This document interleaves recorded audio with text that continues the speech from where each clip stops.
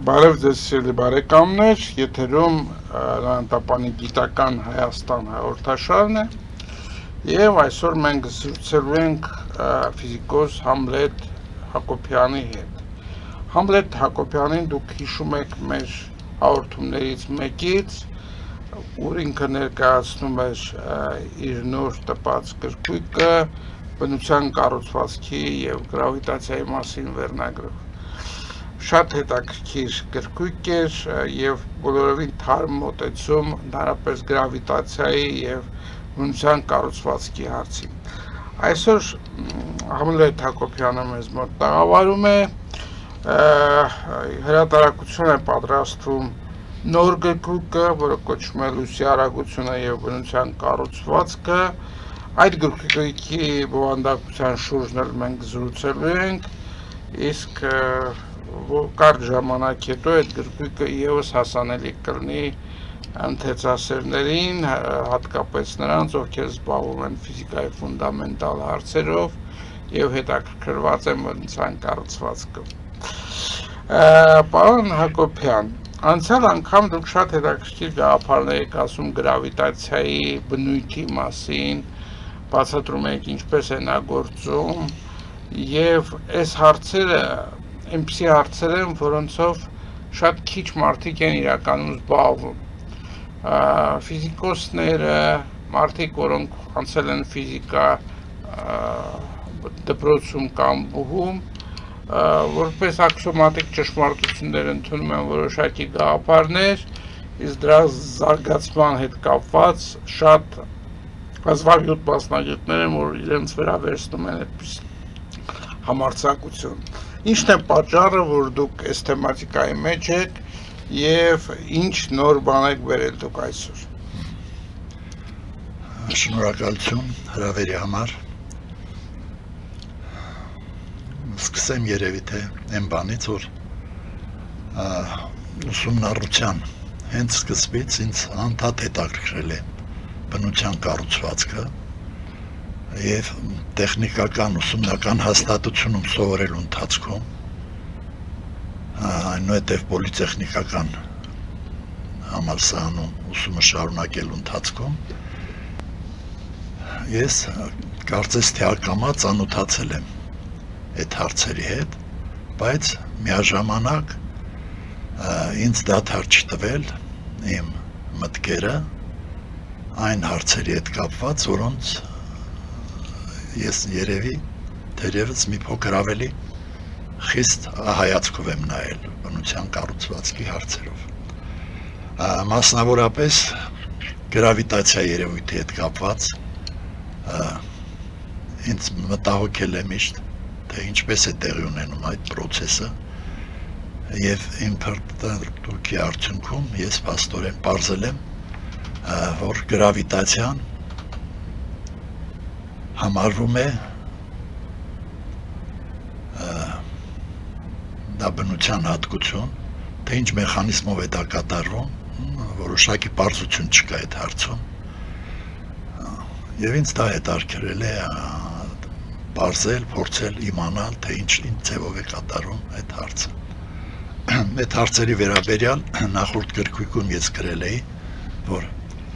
ինձ համար պատահաբար ես հանդիպեցի մի համախոհի շատ հայտնի գիտնական Ռիչարդ Ֆեյլմանի մոտեցման այդ հարցին եւ ինձ համար դառավ շատ ավելի հասկանալի իմ մտորումների պատասխանը, թե ինչ ձևով է կատարվում գրավիտացիան։ Սակայն պարոն Ֆեյլմանը այդ հարցը քննարկելուց հետո եզրահանգում է կատարել մի փոքր ինչ-որ շեղվելով երևի բնության կառուցվածքի նորմալ մոտեցումներից։ Այդ հարցերի վերաբերյալ ես շուրջ կես դար մտորումների մեջ եմ եւ այս նոր գրքույկի թեման վերաբերվում է բնության կառուցվածքի ոչ պակաս կարևոր մի հարցի, այսպես կոչված լույսի արագության հասկացողությանը։ Դրա վերաբերյալ գոյություն ունի շատ հիմնավոր մոտեցում, որը ներկայացված է Ալբերտ Էյնշտեյնի կողմից հարաբերականության տեսության Ալբերտ Էյնշտեյնի կողմից տրված սկզբունքների վերաբերյալ։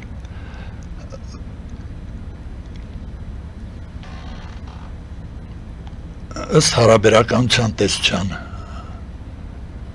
հիմնական սկզբունքի բնության կառուցվածքի հիմքում ըստ ինձ պետք է դրված լինի տեսության երկու հիմնական պոստուլատները, ըստ որոնց ըստ առաջի պոստուլատի դա հարաբերականության սկզբունքն է, որ բոլոր օրենքները բնության մեջ տեղի ունեցող տեղի ունենում անկախ այն բանից, թե ինչ համակարգում է տեղի ունենում այդ պրոցեսը, ու բոլոր իներցիալ համակարգերում այդ երևույթները տեղի ունենում անկախ օբյեկտի շարժման որակներից։ Դա հայտնի է որպես Գալիլեի հարաբերականության սկզբունք, որը բազմապիսի ձևերով փորձարկվել է, ենթարկվել ստուգման, ճշտման եւ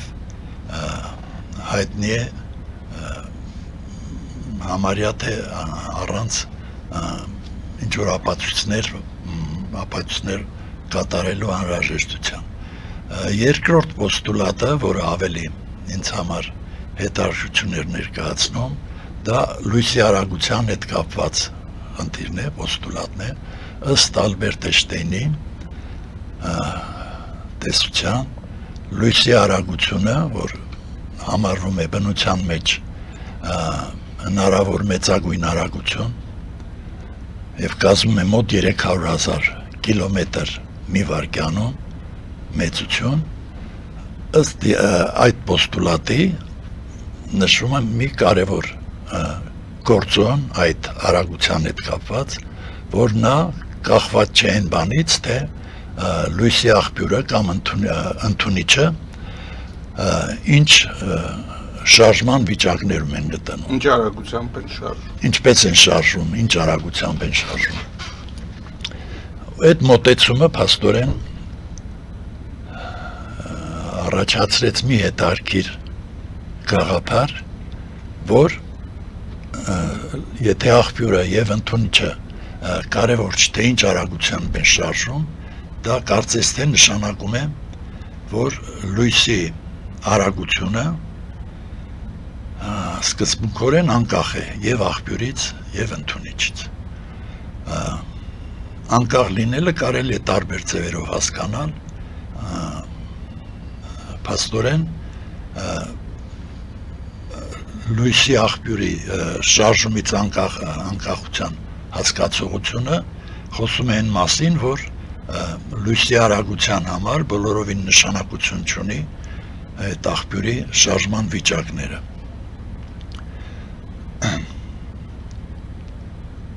Լույսի արագության այդ հասկացողությունը 300,000 կիլոմետր մեկ վայրկյանում դա իր հետ բերում է նաև այլ գաղափարներ։ Սկզբունքորեն երևի թե մենք բոլորս մտածում ենք, որ այդ արագությունը ստեղծում է լույսի աղբյուրում եւ իրենից ներկայացնում է այդ հսկայական մեծ արագությունը, դա լույսի աղբյուրի հատկությունն է, որ լույսը ճառագայթման ընթացքում փաստորեն լույսի աղբյուրից այդ արագությամբ մասնիկներ են թռչում, ասենք ֆոտոններ կամ քվանտներ ու շարժվում 300,000 կիլոմետր մի վայրկյանում արագությամբ։ Այսինքն պարտադիր չէ այնտեղ լուցկի է կվառում, թե ասենք գերհեզոր լուսարձակ է կվառում, միևնույն է այդ արագություն են ստանում այդ ալիքները կամ մասնիկները, ինչպես կուզեք, եւ շարժվում են տարածության մեջ։ էներգիայի տեսակետից շան հասկանալի է, էլի արդյոք այդ աղբյուրը ունի այդպիսի էներգիա, որ կարողանա այդպիսի արագություն ստեղծի, բայց կարծես թե դուք այս ձեր գաղափարն է եւ դուք ոչ միայն էներգիայի տեսակետից եք դա քննարկում։ Տեսեք, փաստորեն այդ գաղափարը, այդ արագության գաղափարը, փաստորեն իմ մոտ հետաքրքրություն առաջացրեց, թե գոյություն ունեն այդ տիպի սարքեր, որոնք կարողանան նման արագությամբ շարժման աղբյուր հանդիսանալ։ Ու ինձ համար արդեն պարզ է դառնում, որ բնության մեջ դեռևս գոյություն չունեն նման սարքեր, մեզ հայտնի, որոնք կարողանում են այդ արագությամբ մասնիկների հոսք առաջացնել։ Դա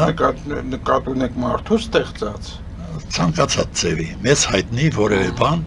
նման արագությամբ մասնիկների հոսք ստեղծել ուղղակի չի կարող։ Դա ուղղակի անհնար բան է, հնարավոր չի։ Եթե մենք պատկերացնենք ինչ արագության մասին է խոսքը, 300,000 կիլոմետր մեկ վայրկյանում, դա մի անչափ մեծ արագություն է, ըստ որում կարևոր չի պահանջում, որ այդ արագություն ստեղծող մասնիկը սկզբում սկսի 0-ից աստիճանաբար փաստորեն փորձի այդ արագությունները աճեցնել մինչև 300,000 կիլոմետր վայրկյան։ Լույսի աղբյուրը հենց միացնում ենք, լուցկին հենց վառում ենք, ակնթարթորեն այդ լուցկու հատիկից 300,000 կիլոմետր մեկ վայրկյանում ֆոտոնները կամ քվանտները թռչում են եւ դա ուղղակի անպատկերացնելի է։ Գուցե մեզ համար սովորական է, ընդունված, մենք սովորենք մտածել, որ դա այդպես է, բայց դրա մասին պարզապես չենք մտածել, այդպես է եւ վերջ։ Դա այդպես է եւ վերջ։ Մենք սովորել ենք դրան, փաստորեն ոչ մի լույսի աղբյուր չի կարող դա անել։ Ու պարզում է, որ սովորական մոմը եւ արեգակը կապ չունի, թե մոմն է, թե արեգակը։ Երկուսն էլ նույն ձևի, հենց վառվելու պահից, միանալու պահից, ու արեգակը անընդհատ այդ արագության մասնիկներ է ճառագայթում։ Ու այդ մասնիկները տարածում են դատարկության մեջ անփոփոխ խիստ կայուն արագությամբ։ Ու 300,000-ին մոտ կիլոմետր մեկ վայրկյանում։ Եթե փորձենք դա պատկերացնել, նույնիսկ պատկերացնելը, եթե փորձում ենք մտածել այդ հարցի վերաբերյալ, նույնիսկ պատկերացնելը դառնում է անհնար։ Նման բան ուղղակի բնությունը չէր կարա իրեն թույլ տալ նման ձևով փաստորեն ինչ որ հարց լուծել։ Ու դա ոչ միայն լույսին է վերաբերվում, դա վերաբերվում է բոլոր տիպի էլեկտրամագնիսական երևույթներին, որոնք ըստ դասակարգման 7-ն են, 7 տիպի էլեկտրամագնիսական երևույթներ կան, որոնք մեկը մյուսից տարբերվում են ընդամենը իրենց հաճախականությամբ, ամենացածր հաճախականության ռադիոալիքներն են, այնուհետև գալիս են միկրոալիքները, հետո նոր տեսանելի լույսը, հետո գալիս են ինֆրակարմիր ուլտրամանուշակագույն ճառագայթները, ռենտգենյան ճառագայթները, գամմա ճառագայթները, թերևս ես ասացի բոլորը այդ էլեկտրամագնիսական բոլոր տիպի երևույթները, ու դրանք բոլորը դատարկության մեջ տարածում են լույսի արագությամբ, 300,000-ին մոտ արագությամբ։ Եթե մենք փորձում ենք մի փոքր բնությանը նայել ավելի այն հայացքով, որ դա շատ կենդանի օրգանիզմ է եւ շատ իմաստուն, հնարավոր չի, որ բնությունը իրան թույլ տված լներ, որ այդ ամեն մի աղբյուրը կարողանար ճառագայթել նման արագություն եւ ինքը այլ մասնակցություն չունենար։ Փաստորեն դուրս է գալիս, որ բոլոր տիպի էլեկտրոմագնիսական ալիքները ճառագայթում են այդ արագության մասնիկներ են ճառագայթում, ոչ թե ճառագայթում, նրանց փաստորեն գեներացրած էլեկտրոմագնիսական ալիքները տարածում են այդ արագությամբ, բայց թե ինչ հալ տեղի ունենում աղբյուրում, դա արդեն մի փոքր այլ հարց է։ Եթե դուք կասկածի տակ եք դնում հենց այդ սկզբունքը, որը իրականում բավականին կասկածելի է, պարզապես դրա վրա ուշադրություն չի դարձվում, որովհետև դա որպես ֆիզիկայի դոգմամ մտցված է բոլոր դասագրքերում եւ այդպես են մտածում, այլև այդ դեպքում դուք պիտի կարողանաք այլ բացատրություն տալ, թե ինչպես կարող է որևէ փոքր աղբյուրի ճառագայթած էլեկտրամագնիսական ալիքը կամ լույսը միանգամից ունենալ այդպիսի արագություն եւ դա կբերի բնության կառուցվածքի մասին մեր պատկերացումների փոփոխությանը որոշակի։ Դե տեսեք, եթե մենք մոտեցանք այդ հարցին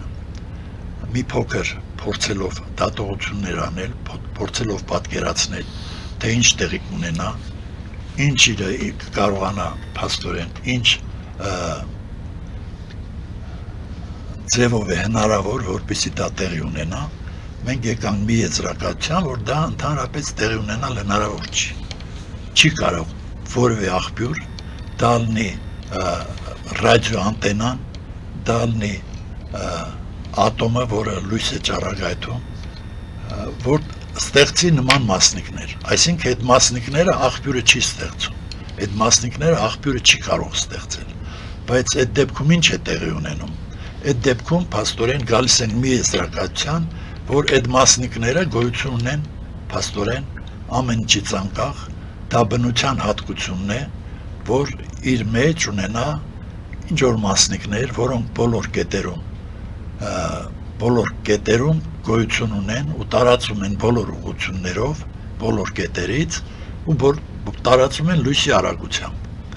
Այդ մասնիկների միջոցով հնարավոր է արդեն բացատրել այդ էլեկտրոմագնիսական երևույթները։ Այդ մասնիկները փաստորեն անցնելով աղբյուրի լույսի ենթադրենք աղբյուրով, նրանք այնտեղ վերադասավորման են ենթարկում եւ իրենց արագությունը առանց փոխելու իրենց հետ կրում են նաև լույսային ինֆորմացիան։ Վերադասավորում նկատի ունեք լիցք։ Ուրեմն փաստորեն նրանք կարողանում են այդ մասնիկները ունեն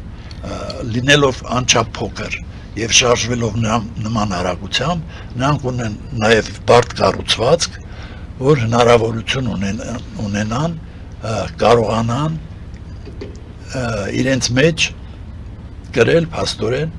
դիպոլի հատկություններ եւ վերադասավորման դեպքում կարողանան գրեն էլեկտրական դաշտի ու մագնիսական դաշտի լարվածություններով պայմանավորված փաստորեն պարամետրերը, որ կարողանան տեղափոխել այդ արագությամբ։ Դրանք իրենցից ներկայացնում են փաստորեն այդ մասնիկները նման արագությամբ շարժվելով, որոնք բոլոր արգելքների մեջով կարողանում են հեշտությամբ անցնել, բայց եւ կարողանում են տվյալ աղբյուրում գրեն այն ինֆորմացիան, որը պարունակում է, ասենք, լույսը, իրենց հետ տանեն լույս պարունակող ինֆորմացիա։ Ներողություն, բայց լույսը ինքը չի կարողանում բոլոր տիպի մարմինների միջով անցնել։ Այսինքն կան մարմիններ, որոնց միջով անցնում է, կան մարմիններ, որոնց միջով չի անցնում, էլեկտրամագնիսական ալիքները եւս որոշակի ընտրություն ունեն։ Հիմա ձեր այդ առաջարկած տեսության սկզբունքների հիմա ինչ է տեղ ունենում արգելքների պարագայում։ Այնպես ինչպես լույսի աղբյուրում փաստորեն այդ մասնիկները ինչ որ վերադասավորման են ենթարկում եւ կրում ինֆորմացիան լույսային կամ այլ էլեկտրամագնիսական երևույթի ինֆորմացիան տեղափոխում դա այդ արագությամբ, նույն ձևի որոշակի արգելքներում նրանք այդ ինֆորմացիան կորցնում են եւ շարունակում են շարժվել առանց այդ ինֆորմացիայի։ Ենթադրենք, ասենք, բարձ ասած, լույսը, եթե ինչ որ ֆիլտրով անցկացնում, այդ ֆիլտրը կարող է լույսից փաստորեն նա որոշակի հաճախականությունները խլի, որոշակի հաճախականությունները թողնի եւ որոշակի չափով վերադասավորի այդ մասնիկների ինֆորմացիա գրելու կարողությունները։ Դա արգելող հատկություն կարող է ունենալ, ֆիլտրող հատկություն կարող է ունենալ միջավայրը։ Մասնավոր դեպքում, ասենք, դատարկության մասին է խոսվում, որ այդ լույսը կամ էլեկտրոմագնիսական ալիքները տարածվում են այդ արագությամբ, լույսի արագությամբ 300,000 կմ/վայրկյանում, բայց միջավայրը իր ազդեցությունն է թողում եւ այդ արագության հետ որոշակի փոփոխություններ են կատարում։ Միջավայրը կարող է այդ արագությանը որոշակի չափով։ Այսինքն, եթե ձեր տեսությունից դուրս գանք, ապա այդ տեղափոխությունը տվյալ դեպքում ոչ թե մասնիկի տեղափոխություն է, այլ ավելի շուտ ինֆորմացիա է։ Դե այդ մասնիկները կրում են ինֆորմացիան։ Այո։ Ինֆորմացիան առանց դրանց այդ մասնիկների տեղափոխությունը մի ձևի դառնում է ավելի շատ լավ, պատկերացնենք այդ ձեր կառուցվածքը տիեզերքի, որտեղ բոլոր ուղղություններով անընդհատ մասնիկներ են գնում, իրենք իրար հետ բախվում են, թե չէ, չգիտեմ, դուք կբացատրեք, բայց բոլոր ֆիզիկոսները միշտ ցանկություն են ունեցել ինչ-որ տեսության մեջ միավորել տարբեր բնույթի երևույթներ, եւ եթե դուք այդ ձևով բացատրում եք լույսի արագության կառույցը, հնարավոր է ձեր այդ տեսությունը հնարավորություն տա բացատրել նաեւ այնպիսի երևույթ, ինչպիսին գրավիտացիան, որին դուք անդրադարձել եք նախորդ գրքում։ Հաճույքով իհարկե, եթե հնարավոր է, խնդրում եմ միացնեք պատկերը եւ ես խոսեմ այդ հարցի վերաբերյալ, շնորհակալություն։ Այդ մասնիկները, եթե պատկերացնում ենք, որ դրանք այդ ձևի տարածում են, կարող ենք արդեն դրա մասին խոսել է շատ հայտնի ֆիզիկոս Ռիչարդ Ֆեյնմանը, ներկայացնելով գրավիտացիա երևույթը։ Նա փաստորեն այդ երևույթը ներկայացրել է հաշվի առնելով ինչ որ մասնիկների առկայություն,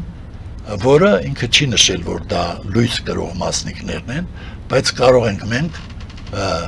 ընդունել, որ դա հենց նույն մասնիկներն են, որոնք եւ էլեկտրոմագնիսական երևույթներն են տեղափոխում 300,000 կմ մի վայրկյանում եւ իրագործում են գրավիտացիա կոչված երևույթը։ Ու պատկերելու համար այդ փորձեմ ես ներկայացնել պրոֆեսոր Ֆեյնմանի մոտեցումներով, թե ինչ ձևեր նա ներկայացնում։ Ներկայացված առաջի նկարի մեջ Ֆեյնմանը փորձում է այդ մասնիկների օգնությամբ պատկերել, թե ինչ ձևի է արեգակը եւ երկիրը փոխազդում միմյանց, ինչ ձևի է տեղի ունենում արեգակի կողմից երկրագնդի ձգելու երևույթը։ Նու սկզբից ասեմ, որպեսզի հանկարծ չմոռանանք, ձգել հասկացողությունը գրավիտացիայի դեպքում ուղղակի նորից այն գաղափարների մեջ է մտնում, որոնք մեզ տրվել է, մենք պատկերացնում ենք, բայց իրականության հետ որևէ աղերս չունի, ձգել հասկացողությունը եւ գրավիտացիան որևէ ձևով իրար հետ չեն կարող լինել։ Ինչպես է բացատրում պարոն Ֆեյնմանը արեգակի կողմից երկրի վրա ազդեցությունը։ Եթե միայն երկրագունդն է, ոնց որ նկար առաջինում է ցույց տված, այդ մասնիկները բոլոր ուղղություններով շարժում են դեպի երկրագունդ, ստեղ պարզության համար ներկայացված է հարթության վրա դասավորված միայն 4 ուղղությունը,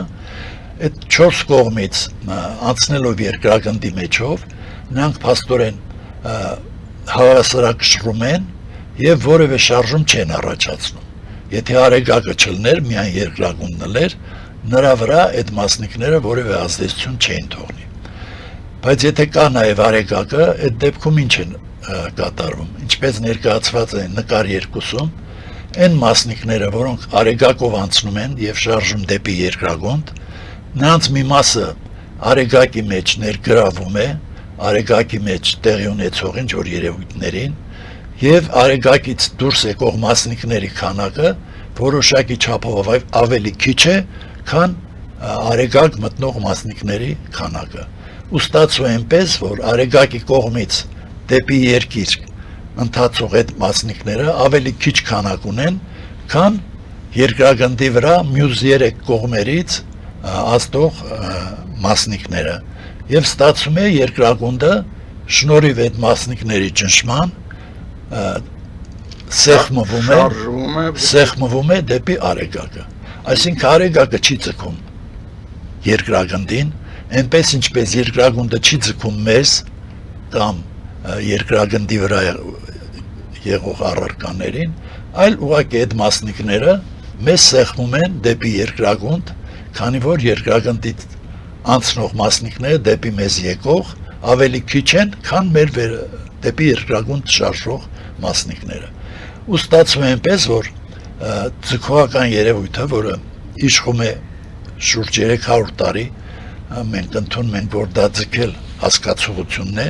իրականում դա այդպես չի, այդպես բացատրել ձգել հասկացողությունը շատ արհեստական է, գուցե գերբնական, բայց Ռիչարդ Ֆեյդմանի ներկայացմամբ ձգել հասկացողությունը արդեն ստանում է ավելի նյութական արժեք եւ ավելի իրատեսական տեսք է ունենում։ Դուք ասում եք արևի մեջ ներգրավում են ինչ-որ պրոցեսների, բայց քանի որ զանգված ընդհանրապես այդ ձգողականության տեսությունը, որ կար, այսինքն չափագրած երևույթները, որ այդ օբյեկտները դեպի իրար են ձգտում, այսպես ասենք, կախվածը զանգվածի հետ, ուրեմն այդ մասնիկները ավելի շուտ զանգվածի հետ խնդիր ունեն, հա, զանգվածի մեջ են քչանում, ինչպես կարող են քչանալ զանգվածի մեջ, դա մի քիչ բարդ է հասկանալ, որովհետև այդ դեպքում այդ մարմինների զանգվածը գնալով պիտի աճի։ Իհարկե շատ հետաքրքիր հարց է, այդ հարցերի պատասխանները դեռևս առաջիկայում երևի թե կտրվեն, ես չեմ փորձի այդ հարցերին պատասխանել, իմ պատկերացմամբ, եթե Ֆեյդմանի ներկայացմամբ այդ մասնիկները մեր մեջով եւ արեգակի մեջով անցնում են առանց դժվարության կամ համարյա առանց դիմադրության։ Դա ինչ է նշանակում, որ արեգակի մեջ այդ մասնիկներին արեգակը որոշակի դիմադրություն է ցույց տալի։ Այդ դիմադրությունն էլ երևի օգտագործում է արեգակի մեջ տեղի ունեցող ֆիզիկական երևույթների իրականացման նպատակով։ Եվ ստացվում է, որ այդ մասնիկների մի մասը կարծես թե արեգակում կորչում են։ Ոչ թե կորչում, այլ վերափոխվում այլ երևույթներ։ Կամ վերաուղղվում են գուցե։ Կամ գուցե վերաուղղվում են։ Բոլոր դեպքերում դա իր ազդեցությունն է թողում այդ մասնիկների մուտքը դեպի արեգակ կամ դեպի ցանկացած մարմին մեր մեջով անցնելիս էլ գուցե մեր մարմինը ինչ որ ձևի այդ մասնիկների շնորհիվ է որ ունենում է այն տեսքը, ինչ տեսքը որ ունի։ Եվ փաստորեն ձեր եզրահանգումը բերում է, որ տիեզերքի կառուցվածքը բոլորովին այն չէ, ինչ որ մենք սովորել ենք նայել։ Ինչպես են վերաբերվում այս գաղափարին այլ ֆիզիկոսներ, փորձել եք արդյոք քննարկել սա տարբեր ֆիզիկոս տեսաբանների հետ եւ ինչ ռեակցիա է հետաքրքիր է, ինչպես են վերաբերվել, դες նոր գիրք է, սա պարզավոր դեռ չունեք, բայց նախորդ գրքի փորձը ինչ որ բան տալիս է թե ոչ։ Շատ հետաքրքիր է այդ հարցի վերաբերյալ պարոն Ֆեյդմանի մոտեցումը, եթե նրա այդ արտաբերած մոտեցումը քննարկման ենթարկվեր, գուցե ժամանակին, դա գուցե առաջացներ ինչ որ ռեակցիա եւ տարբեր ֆիզիկոսներ գուցե այդ հարցի վերաբերյալ մոտեցումներ ունենային, բայց պարոն Ֆեյդմանը իր այդ առաջարկությունը ներկայացնելուց հետո մի շատ հետաքրքիր ձևի բացատրում է եւ համարում, որ դա այդ սկզբունքը այդ մասնիկների կողմից փաստորեն երկրագնդին դեպի արեգակ հրելու երևույթը չի աշխատի ու շատ հետաքրքիր է ինչ ձևի են բացատրում այդ երևույթը, նա օրինակ է բերում, ասում է, երբ որ մենք քայլում ենք անձրևի տակ, անձրևի կաթիլները քայլելու ժամանակ մեր դեմքը ավելի շատ են թռչում, քան ծոծրակը։ Բնականաբար դա հասկանալի է, պատկերացնել դա կարելի է։ Ու նա այդ օրինակը ընդհանրացնում է վերագրելով նաև երկրագնդի շարժմանը։ Ասում է, եթե երկրագունդը պտտվում է նման արագությամբ արևի շուրջը, այդ մասնիկները պտտմանը ընդառաջ ավելի մեծ քանակով են կպչում երկրագնդին, քան հետևի կողմից եկող մասնիկները։ Եվ արդյունքում դրանք պետք է որ երկրագնդի վրա այնպիսի ազդեցություն թողեին, որ երկրագնդի արագությունը աստիճանաբար փոքրանար եւ այս տարիների ընթացքում, այս միլիարդավոր տարիների ընթացքում ստիպեին երկրագնդին, որ նա դանդաղեր աստիճանաբար եւ հայտնվեր արեգակի մեջ։ Ու քանի որ դա տեղի չունեցել, պարոն պրոֆեսորը ասում է, ուրեմն այս տեսակետը չի աշխատի։ Բայց այդտեղ մի փոքր թյուրիմացություն կա, մեծարգո պրոֆեսորը մի փոքր սխալ է թույլ տալիս, համեմատելով, նմանեցնելով անձրևի կաթիլները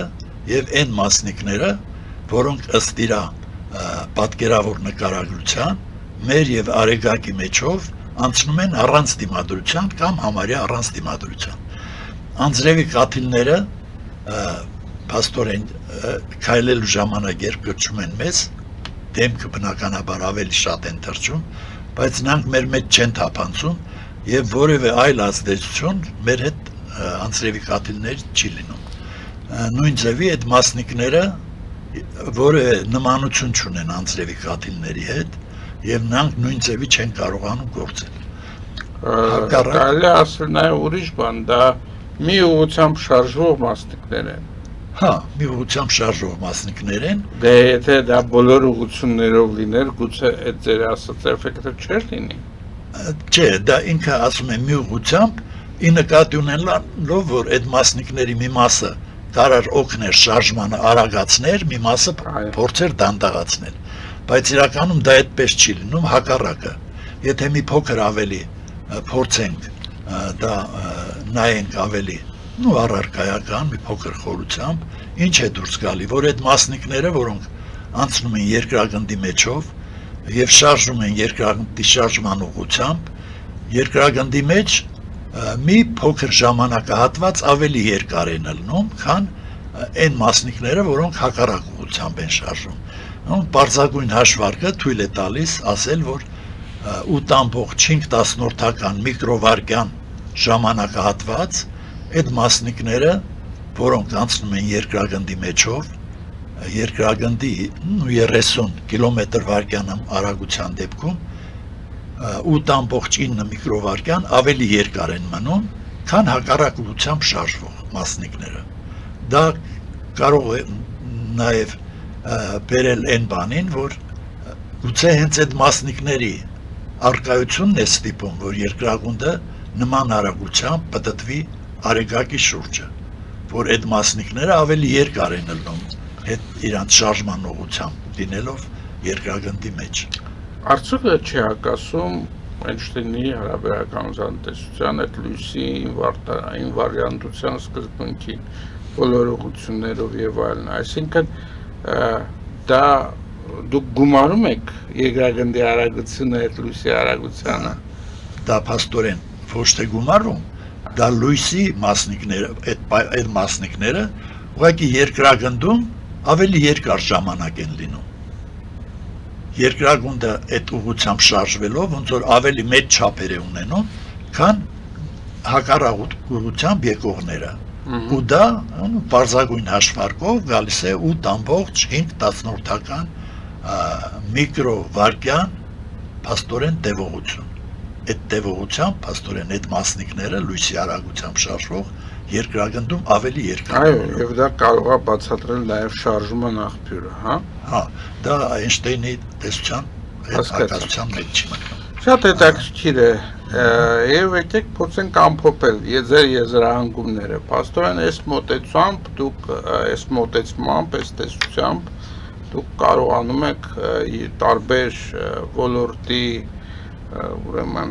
երևույթներ, որոնք հիմա բացատրվում են տարբեր օրենքներով, տարբեր երևույթներով, միացնել մեկ ընդհանուր տեսության մեջ, այսինքն ֆիզիկոսների երազանքը կատարվել է։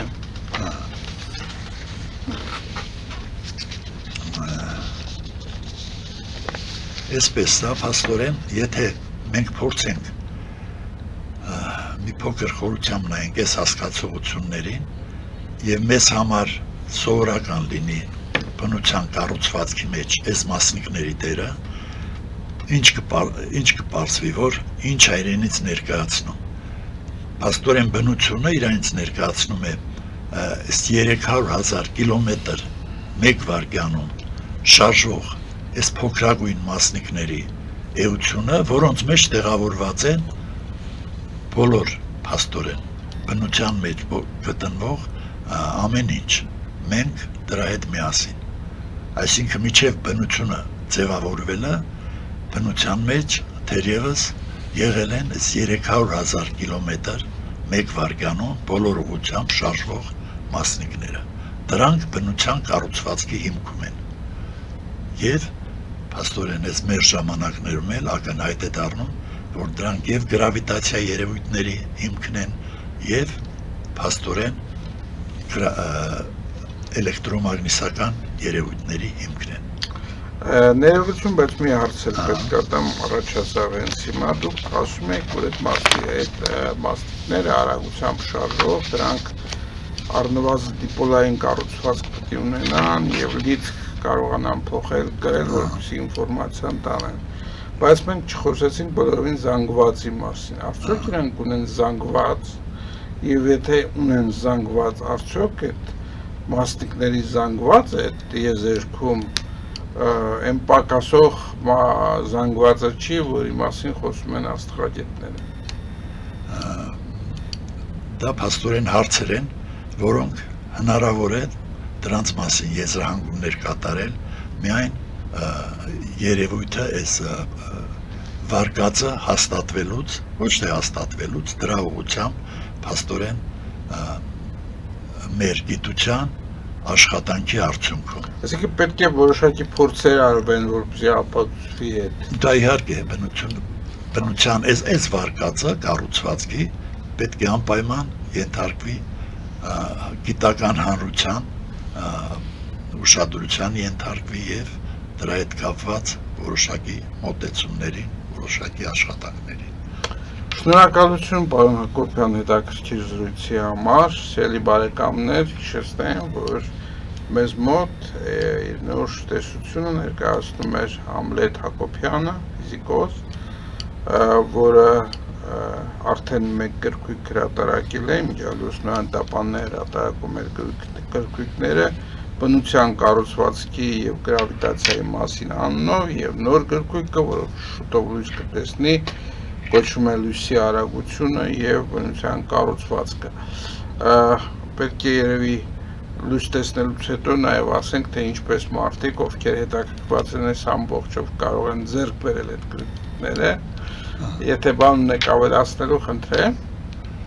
Նախորդ գրքույկի օրինակով փաստորեն գրքույկի մի փոքր տպաքանակ դրվեց բուկինիստ խանութների ցանցում եւ Երևան ու Վանաձոր քաղաքներում